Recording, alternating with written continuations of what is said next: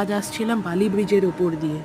এটা হচ্ছে বালিঘাট ব্রিজ, আর ওই পাশে হচ্ছে দক্ষিণেশ্বর মন্দির। একটু পরেই দাঁড়াও, এই দেখো কেমন কাবাব মে হাড্ডি, তোমরা দেখতে পেলে তো?